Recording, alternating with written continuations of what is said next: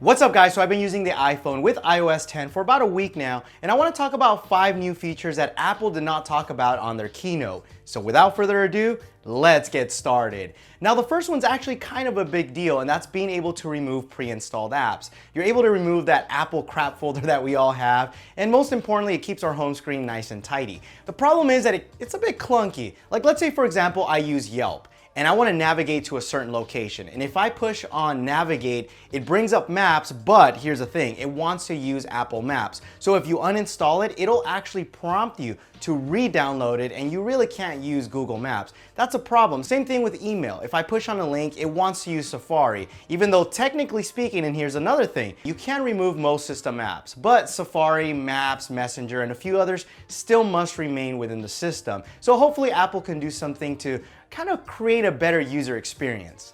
So the second one is kind of a personal favorite of mine because I think we've all been in that situation where we've parked our car and we just forget where we left it. So iOS 10 integrates a lot better with Apple CarPlay. So the way it works, it's actually really cool. You turn off your car, it disconnects Bluetooth, and it drops a pin on your location. Now the neat thing about it is that you can also write notes in case, let's say for example, everything looks the same, but there's a green trash can that kind of changes things up. So you write down there's a green trash can. You can also take pictures. So if there's a specific landmark or something around your car, you can go ahead and do that. But most importantly, what makes this cool is as you're walking back to your car, you will actually get a notification so that you can navigate or walk back to your car and find it really quickly. So I'm going to be getting Apple CarPlay in my car really soon. So make sure to subscribe to the channel if you're not, so that I can give you guys an update on that.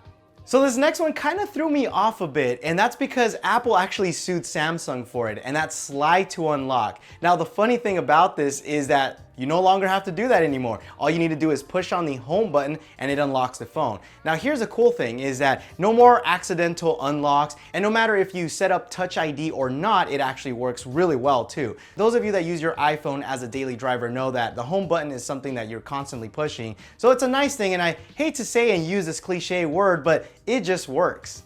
So for this next one is 3D Touch, which has been evolving quite a bit. Let me give you guys an example. When you swipe up to Control Center, you can now 3D touch the camera to quickly take a photo, record a slow motion, record video, or even take a selfie. You can also set up a timer really simple and quickly, 1 hour, 20 minutes, 5 minutes, or 1 minute. So the flashlight is one that I really like. You can set the intensity levels. So let's say for example, you don't want it really bright. You can set it to low intensity. You can even set it to medium, or if you really need it bright, you can go ahead and push on high intensity. So another thing that you can do now is 3D touch from the notifications. So for example, if you have a message, a calendar event, you just 3D touch and it'll actually pop up and give you more information. You can also quickly share applications now by 3D touching them. So you can use iMessage or even an email. And overall, 3D touch has been maturing more, and I kind of like that.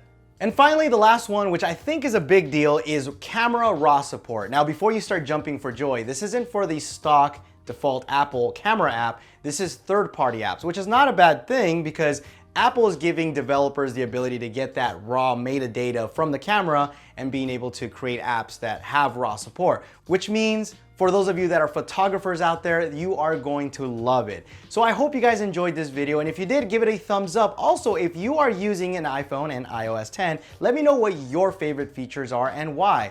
Also, follow me on Snapchat for behind the scenes. Thanks again for watching, and you will catch me in the next one. Adios.